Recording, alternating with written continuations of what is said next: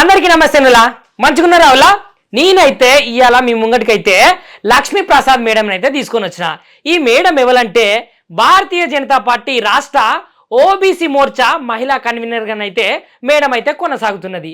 అయితే మేడము ఏ విషయాల మీద మాట్లాడుతుంది, మేడం ఏ విధంగా మాట్లాడుతుంది, గట్లనే ఈ తెలంగాణ రాష్ట్రంలో అయితే ఎమ్మెల్సీ ఎలక్షన్స్ జరుగుతున్నాయి కదా, మరి వీళ్ళ సైడ్ నుంచి అయితే ముగ్గురు అభ్యర్థులు అయితే పోటీ చేస్తున్నారు. మరి గా ముచ్చట్ల గురించి గా విషయాల గురించి ఒకసారి మేడం ఏమనుకుంటున్నది, అదేవిధంగా తెలంగాణ రాష్ట్రంలో జనాలు ఏమనుకుంటున్నారో ఒక్కసారి మేడం మాటలనే విందాం. అవులా నమస్తే మేడం. నమస్తే అండి. మంచిగున్నారా మేడం? మంచిగున్నా. మీరు ఎట్లా ఉన్నారు మేడం? నేనైతే అందరి దయతో అయితే ప్రశాంతంగా మంచిగున్నా మేడం. మేడం ఇప్పుడు తెలంగాణ రాష్ట్రంలో మనం చూసుకుంటే ఇప్పుడు బీజేపీ అనేది ప్రభావం చూపిస్తుంది. ఇప్పుడైతే ఎమ్మెల్సీ ఎలక్షన్స్ అయితే జరగబోతున్నాయి. ఈ ఎమ్మెల్సీ ఎలక్షన్స్ నుంచి అయితే మల్క కొమరయ్య గారు, అంజిరెడ్డి గారు, అదేవిధంగా ఇంకొక అభ్యర్థి కూడా ఉన్నాడు. అయితే ఈ మూడు ప్లేస్లకి వెళ్ళి అయితే వాళ్ళు నిలబడ్డారు కదా. సో ఎట్లా ఏ విధమైనటువంటి ప్రభావం చూపించబోతున్నది? ఇప్పుడు తెలంగాణ రాష్ట్రానికి చూసుకుంటే బీజేపీ అనేది ఒకప్పుడైతే కొంచెం తక్కువగా ఉన్న బీజేపీ ఇప్పుడు ఏమన్నా ప్రభావం చూపించే అవకాశం ఏమన్నా కనిపిస్తున్నదా? నమస్తే అండి. నేను ఇప్పుడు మన తమ్ముడు అడిగినటువంటి ఒక చిన్న క్వశ్చన్స్కి ఆన్సర్ ఏంటంటే, మనకు స్వాతంత్రం వచ్చిన 75 సంవత్సరాల కాలంలో తీసుకుంటే మన భారతావనిలో ఇప్పటి వరకు మనకు తెలంగాణలో భారతీయ జనతా పార్టీ అధికారంలో లేదు, ఇప్పటికీ కూడా లేదు. ఇప్పటికీ కూడా భారతీయ జనతా పార్టీ అధికారంలో ఎందుకు రావడం లేదు అనేది ప్రజలు క్వశ్చన్ చేసుకోవాలి. ఎందుకంటే ఓటు అనేటువంటి ఆయుధం ప్రజల చేతిలో ఉంది. వాళ్ళు దాన్ని ఎలా ఉపయోగించుకుంటున్నారు, సరైన అభ్యర్థిని ఎన్నుకుంటున్నారా లేదా అన్నది వాళ్ళు ఆలోచించుకోవాల్సినటువంటి తరుణం ఇది. మంచి సమయం వచ్చింది. ఇటీవల కాలంలో కొద్దిమంది రాజకీయ నాయకులు ఏమంటున్నారు, అరే మీ బీజేపీ పార్టీ ఎక్కడుంది అని చెప్పేసి అంటున్నారు. బీజేపీ పార్టీ ఒక్క స్థానం నుంచి ఇవాళ 300 చిల్లర స్థానాలకు చేరుకొని 3 సార్లు ప్రధానమంత్రి మన బీజేపీ నుంచి అయినటువంటి వ్యక్తిని ఎన్నుకున్నారు. అంటే బీజేపీ ఏ స్థాయిలో ఎదిగిందో ఒక్కసారి మనం అర్థం చేసుకోవాలి. ఇప్పుడు రేపు లేక ఎల్లుండి 27వ తారీఖు టీచర్స్ ఎమ్మెల్సీ, పట్టభద్రుల ఎమ్మెల్సీ జరగబోతున్నాయి ఎన్నికలు. ఆ ఎన్నికలు ఎలా ఉండబోతున్నాయి అంటే, ఒక పార్టీ ఏకంగా బీఆర్ఎస్ పార్టీ అయితే ఈ ఎలక్షన్స్ నుంచి టోటల్గా తప్పుకుంది. అంటే మేడం కొంతమంది ఏమంటున్నారంటే బీఆర్ఎస్ పార్టీ తప్పుకోలేదు, కేవలము బీజేపీ బీఆర్ఎస్ రెండు పొత్తుగూడి అటు బీఆర్ఎస్ పార్టీని పోటీకి నిలబెట్టకుండా మధ్య మధ్యలో మరమ్మతులు చేస్తున్నది, లోపట సాటుంగా అనే విషయాలు కూడా వినిపిస్తున్నాయి. మరి ఇది ఎంతవరకు కరెక్ట్ అంటారు? బీజేపీ బీఆర్ఎస్ ఒకటైతే ఇది ఎప్పుడో వాళ్ళతోటి మేము పొత్తు పెట్టుకునేవాళ్ళము. ఇవాళ పొత్తు పెట్టుకొని ఏదో ఈ 3 స్థానాలకు గెలుస్తూనే వాళ్ళేదో ఇదవుతారని చెప్పేసి మేము 3 స్థానాల గురించి వాళ్ళతో పొత్తు పెట్టుకునే అవసరం లేదు. లోపల లోపాయకారి ఒప్పందాలు చేసుకోవాల్సిన అవసరం బీజేపీకి అంతకంటే లేదు. ఇది ఎవరైతే సృష్టిస్తున్నారో ఈ పొగారులు లోపల కాంగ్రెస్, ఇక్కడ ఉన్నటువంటి బీఆర్ఎస్ మీరు ఒకటయ్యి ఎంఐఎంకు తొత్తులుగా మారినారు. బీజేపీ కాదు, బీజేపీ ఇప్పటికీ కూడా ఒకటే స్టాండ్ మీద ఉంది. మేము ఏదైతే ఉన్నామో స్టాండ్ తీసుకున్నామో ఆ స్టాండ్ మీద నిలుస్తాము అనేది. ఒకవేళ లోలోపకారి ఒప్పందం ఉన్నట్టయితే ఈ పార్టీకి బీజేపీ ఎప్పుడో అధికారంలోకి వచ్చేది తెలంగాణలో. మరి ఎందుకు రాలేదో ఒకసారి ఆలోచించుకోవాలి. మరి మీరెందుకు అంతగా భయపడుతున్నారు? ఈసారి కాంగ్రెస్ అయితేనేమి బీఆర్ఎస్ అయితేనేమి ఒక్క 3 అభ్యర్థులను మేము నిల్చోబెడుతున్నాము అంటేనే మీ గుండెల్లో భయం బయలుదేరి బీఆర్ఎస్ అయితే ఏకంగా ఎన్నికల్లోంచి తప్పుకుంది. మరి మీ భయం ఎంతవరకు ఉందో అర్థం చేసుకోవాలి. అదే మేడం, మిమ్మల్ని ప్రజలే తరిమి కొట్టినారు, ప్రజలే తెలంగాణ నుంచి తరిమి కొట్టినారు. మీ పరిపాలన అక్కర్లేదు, మీ ప్రభుత్వము అక్కర్లేదు అని చెప్పేసి ప్రజలే తరిమి కొట్టినారు.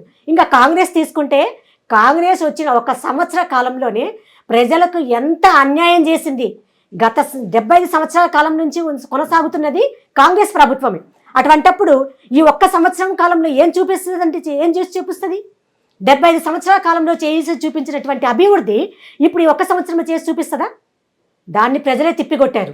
నెక్స్ట్ రాబోయేది ఇక్కడ 3 ఎలక్షన్ స్థానాల్లో నిలిచినటువంటి వ్యక్తులు ఎవరైతే 3 ఉన్నారో మా బీజేపీ అభ్యర్థులు, వాళ్ళ గెలుపు అనేది టోటల్గా డిసైడ్ అయిపోయింది. ప్రజలే వాళ్ళకు ఓటు అనేటువంటి ఆయుధంతో బుద్ధి చెప్తారు. అదేవిధంగా ఇప్పుడు మీరు అనుకున్నట్టు ఇప్పుడు నిజంగానే కాంగ్రెస్ పార్టీ అసలు గత సంవత్సరం కానీ కొన్ని సంవత్సరాల కాలం నుంచి మనల్ని అయితే పరిపాలించిందని చెప్పిర్రు. అదేవిధంగా ఆ పార్టీ యొక్క లోపాలు చాలా ఉన్నాయని అన్నారు. కాకపోతే ఈ కాంగ్రెస్ పార్టీ మంచి చేయకపోతే జనాలందరూ కాంగ్రెస్ పార్టీకి ఎందుకు పట్టం కట్టిర్రు? అదేవిధంగా వాళ్ళు మొన్నటికి మొన్న విజయోత్సవ సభలను పెట్టిర్రు, గ్యారంటీలు ఇచ్చిర్రు, ఉచిత పథకాలు ఇచ్చిర్రు, ఇవన్నీ ప్రజల్లోకి పోలేదంటారా? మరి ఇప్పుడు మీరు అన్నారు 6 గ్యారెంటీలు అని చెప్పేసి ఇచ్చారు అన్నారు. ఆ 6 గ్యారెంటీలు ఎక్కడ అమలయ్యాయి? ఒక్కసారి ప్రజల్ని అడిగి తెలుసుకుందాం. మనం బయటికి వెళ్తే వాస్తవాలు ఏదో అర్థమవుతాయి. ఇక్కడ మనం మాట్లాడుకున్నంత మాత్రాన వాస్తవాలు అనేవి వాస్తవాలు కాకుండా వెళ్ళవు.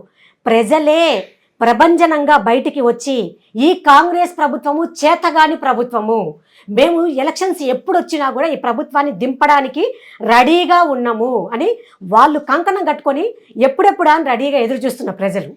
ఇంకొకటి, ఇప్పుడు వాళ్ళు ఇచ్చినటువంటి 6 గ్యారంటీలల్లో అన్నీ అమలైనవి. అదేవిధంగా మొన్నటికి మొన్న గ్రామ స్థాయిలో చూసుకుంటే, పట్టణ స్థాయిలో చూసుకుంటే వాళ్ళు ఇందిరమ్మ ఇళ్లకు సంబంధించి కానీ, అదేవిధంగా కొత్త రేషన్ కార్డులకు సంబంధించి కానీ, ఇందిరమ్మ ఆత్మీయ భరోసాకు సంబంధించి కానీ, ఇట్లా చెప్పుకుంటూ పోతే వాళ్ళు ఇచ్చినటువంటి హామీలు ఏదైతే ఉన్నాయో మేము అన్నీ నెరవేర్చినాము. గ్రామ స్థాయి నుంచి పట్టణ స్థాయి వరకు ఎక్కడ చూసినా హస్తం మీ నేస్తం అనే విధంగా మేమైతే పరిపాలన చేస్తున్నాము.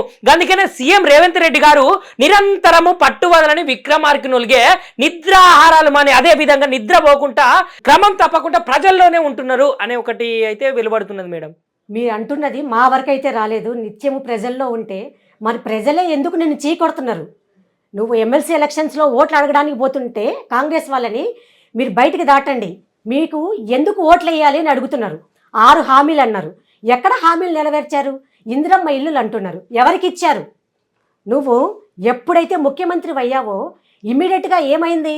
నువ్వు 6 హామీలు అన్నావు, ఇందిరమ్మ ఇల్లులు అన్నావు, అలాగే ఈ 6 హామీలు నెరవేర్చడానికి ఏం చేసావు? ప్రజాపాలన అని పెట్టావు. మరి అక్కడి నుంచి అప్లికేషన్స్ అందరి దగ్గర నుంచి ప్రజల నుంచి తీసుకున్నావు. మరి అప్పటి నుంచి ఇప్పటి వరకు కూడా ఈ ప్రక్రియ కొనసాగుతూనే ఉందా? మరి ఇప్పుడు రెండోసారి కూడా మళ్ళీ నువ్వు ప్రజాపాలన పేరుతో ప్రజల్ని దోపిడీ చేయడానికి అని చెప్పేసి, ప్రజల్ని మభ్యపెట్టడానికి నువ్వు ఈ పథకాలను తీసుకెళ్తున్నా అని చెప్పేసి అంటున్నావు. ఈ పథకాలు ఎంతమందికి అందాయి చెప్పండి? ప్రజల్ని అడిగితేనే తెలిసిపోతుంది. ఇప్పుడు ఇందిరమ్మ ఇల్లులు అంటున్నావు. ఇందిరమ్మ ఇల్లులు ఎంతమందికి వచ్చాయో ఒక్కసారి బయటకు వెళ్తే మనకు కూడా అర్థమవుతుంది. ఒకవేళ నువ్వు ఇచ్చిన ఒక 10-15 ఇందిరమ్మ ఇల్లులు నీ కార్యకర్తలకు, నీ కాంగ్రెస్లో గులాంగిరి చేస్తున్న వాళ్ళకి మాత్రమే ఇస్తున్నావు. ప్రజలకు అందడంలే. ఎవరైతే అర్హులు ఉన్నారో వాళ్ళకి ఇందిరమ్మ ఇల్లులు అందడం లేదు. అలాగే పథకాలు ఇచ్చానంటున్నావు 6 హామీలు. ఆ 6 హామీలు ఎప్పుడు నెరవేర్చాలి? నువ్వు ఒక్క హామీ నెరవేర్చావా? ఒక్క ఉచిత బస్సు మాత్రం పెట్టావు. మహిళలు నిన్నేమని అడిగారా ఉచిత బస్సు పెట్టమని? ఎవరు అడగలేదు. వాళ్ళు మాకు అవసరం లేదంటున్నారు. అసలు ఉచిత బస్సు అనేటువంటిది ఎవరి కోసము? ఎవరిని ప్రలోభ పెట్టడానికి? అసలు దానివల్ల మహిళలు ఏమవుతున్నారు? వాళ్ళు జుట్లు పట్టుకొని కొట్టుకుంటున్నారు. వాళ్ళు ఎక్కడ పడితే అక్కడ ట్రాఫిక్ జామ్ అవుతుంది అని చెప్పేసి ఎక్కడ పడితే అక్కడ ఆపుకుంటూ ప్రజల్ని ఇబ్బంది పెడుతున్నారు. ఈ ముదరష్టపు ముండాకుడికి ఎందుకు వచ్చాడా అని చెప్పేసి వాళ్ళే తిడుతున్నారు. ఎప్పుడెప్పుడు ప్రభుత్వము దింపాలని చెప్పేసి రెడీగా ఉన్నారు. సరే మేడం, ఇప్పుడు మీరన్న లెక్క ప్రకారము మనం ఒకసారి చూసుకుంటే ఇప్పుడు కాంగ్రెస్ పార్టీ అనేది ఏం చేయలేదని అయితే మీరు అంటున్నారు. అదేవిధంగా కాంగ్రెస్ పార్టీ నుంచి నిలబడబోయే అభ్యర్థులు ఎవరైతే ఉన్నారో ఈ ఎమ్మెల్సీ ఎలక్షన్స్లలో వాళ్ళకైతే ఓట్లు వేయకుండా వాళ్ళని కూడా గద్దె దింపే ప్రయత్నం చేస్తున్నారని మీరైతే చెప్పారు. కానీ ఇదే బీజేపీ పార్టీ నుంచి పోటీ చేసేటువంటి అభ్యర్థులకు ఎందుకు ఓటేసి గెలిపియాలి ఈ బీజేపీలా నిలబడ్డటువంటి లీడర్లకు? ఇప్పుడు ఒక్క విషయం ఇక్కడ, ఎప్పుడైతే బీజేపీ పార్టీలో ఉన్నటువంటి వ్యక్తులు ఎవరైనప్పటికీ, నాయకులు ఎవరైనప్పటికీ, బీజేపీ పార్టీ ఏదైతే అమలు పరుస్తున్న సిద్ధాంతాలు లేదా వాళ్ళు ఇచ్చినటువంటి హామీలు ఇతర రాష్ట్రాల్లో తీసుకుంటే ఆ హామీలు నెరవేర్చకపోతే అప్పుడు మనం ఇక్కడ అడగాలి. ఇంకొకటి, ప్రభుత్వాలు ఏవైతే ఉన్నాయో బీజేపీ ప్రభుత్వాలు ఇతర రాష్ట్రాలతో కంపారిజన్ చేసుకుంటే బీజేపీ ప్రభుత్వం ఎక్కడైతే ఉందో అక్కడ ఉన్నటువంటి ప్రజలు సుభిక్షంగా, వాళ్ళు సురక్షితంగా, వాళ్ళు మంచిగా అక్కడ ప్రాణాలను కాపాడుకుంటున్నారు. ఇక్కడ తెలంగాణలో తీసుకుంటే ఎక్కడ చూసినా కూడా అవినీతిమయం, దోపిడీ, ఎక్కడికక్కడ దోపిడీ, అలాగే ప్రజల మాన ప్రాణాలకు కూడా ఇక్కడ రక్షణ లేకుండా పోతుంది. అటువంటప్పుడు కాంగ్రెస్కు ఏమి చూసి ఓటేయాలి చెప్పండి? బీజేపీ ప్రభుత్వము ఏవైతే హామీలు మేము ఇస్తామంటున్నదో అది నెరవేరుస్తుంది. ప్రజలకు అంతకంటే ఇంకేం కావాలని చెప్పండి. అసలు ప్రజలకు ఇప్పటి వరకు బీజేపీ పార్టీ ఏం చేసింది అంటారు? వేరే రాష్ట్రాలకు సంబంధించి తెలంగాణ రాష్ట్రానికి సంబంధించి మనం మాట్లాడుకుంటే అసలు బీజేపీ పార్టీ అనేది ఈ ప్రజలకు ఏం చేసింది? నిజంగా అక్కడ ఢిల్లీలో కూడా అంటే ఢిల్లీలో కూడా మీరే ఉన్నారు, సెంట్రల్లో కూడా మీరే ఉన్నారు కాబట్టి అక్కడ సెంట్రల్ నుంచి అంత పెద్ద మనిషి ఉన్నప్పుడు ఇదే విధంగా ఈ తెలంగాణ రాష్ట్రానికి ఎంతో కొంతనైతే న్యాయం చేకూర్చాలి కదా. మరి మీరు అన్నట్టు ఎంతో కొంత న్యాయం కాదు, 1,00,000 కోట్ల నిధులను మన బడ్జెట్లో కేటాయించారు. వాటిని ఏ విధంగా డైవర్ట్ చేయాలో వీళ్ళు ఆ విధంగా డైవర్ట్ చేస్తున్నారు. ఆ నిధులను దేనికి అనుకూలించాలి, దేనికి ఉపయోగించుకోవాలో వీళ్ళకి తెలియట్లేదు. తెలిసినా ఏం చేస్తున్నారు? ఇక్కడ మిగులు బడ్జెట్ ఉన్నటువంటి తెలంగాణ రాష్ట్రాన్ని ఏం చేశారు? సర్వనాశనం చేసేశారు. ఏవైతే నిధులను వాళ్ళ సొంత పనులకు ఉపయోగించుకుంటున్నారు. మరి లాస్ట్ 10 సంవత్సరాల కాలంలో బీఆర్ఎస్ నాయకులు పరిపాలించారు కదా, మరి మిగులు రాష్ట్రాన్ని ఇంత అప్పుల తెలంగాణగా ఎందుకు మరి వాళ్ళు చేశారు? అదే అప్పుల తెలంగాణను వీళ్ళు కొనసాగిస్తున్నారు. ఆ అప్పులు ఎట్లా తీరుస్తారు? వీళ్ళు ఎట్లా తీరుస్తారని చెప్పేసి ఆ హామీలను ఇచ్చి ప్రజలను మభ్యపెట్టి ఎట్లాగా ప్రభుత్వాన్ని తెచ్చుకున్నారు. అంటే హామీలు ఇవ్వడం అనేది తప్పు అంటారా మరి మీ దృష్టిలో? హామీలు ఇవ్వడం అనేది తప్పు కాదు, మీకంటూ ఒక క్లారిటీ ఉండాలి.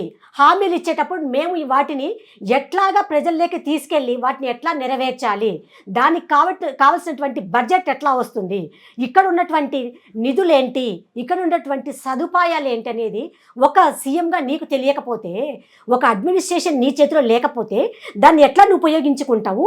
అసలు తెలంగాణ రాష్ట్రాన్ని ఎట్లా ముందుకు తీసుకెళ్తావు? రేపొద్దున ప్రజలు కూడా నీకు బుద్ధి చెప్పడానికి అట్లాగే రెడీగా ఉన్నారు. మరి ఇప్పుడు కాంగ్రెస్ పార్టీ అనేది జనాలందరికీ అలది కాని హామీలు ఇచ్చింది అని మీరు అంటారా? మరి అలవి కాని హామీలండి.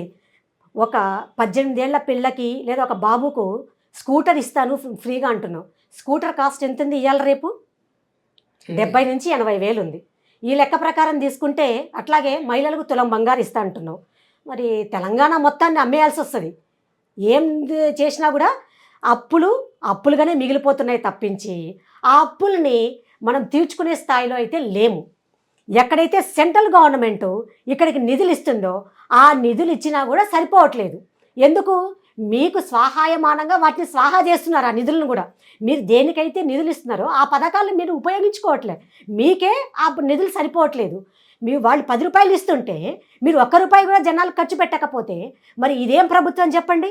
అదేవిధంగా ఇప్పుడు ఎమ్మెల్సీ ఎలక్షన్స్కు మనం ఇంతకుముందు మాట్లాడుకున్న దాన్ని బట్టి చూస్తే ఈ యువత మీద కాంగ్రెస్ పార్టీ ఏమన్నా ప్రభావం చూపించే విధంగా వాళ్ళకు ఓట్లేసే విధంగా ఉన్నారా? అంటే సానుకూలంగా ఉన్నారా లేకపోతే ప్రతికూలంగా ఉన్నారనుకుంటారా యువతను చూసుకుంటే? ఎందుకంటే మేడం యువతకు సంబంధించి 55,000 ఉద్యోగాలను మేము భర్తీ చేసినాము. యువత మా వైపే ఉన్నది. ఎందుకంటే గతంలో మేము ఇచ్చినటువంటి హామీలను అయితే నెరవేర్చి గద్దెనెక్కినాము. మీ లెక్క తూతు మంత్రం చేసేసి బీఆర్ఎస్ పార్టీ ఏ విధంగా విద్యార్థులను మోసం చేసిందో ఆ విధంగానైతే కాంగ్రెస్ పార్టీ మోసం చేయలేదు.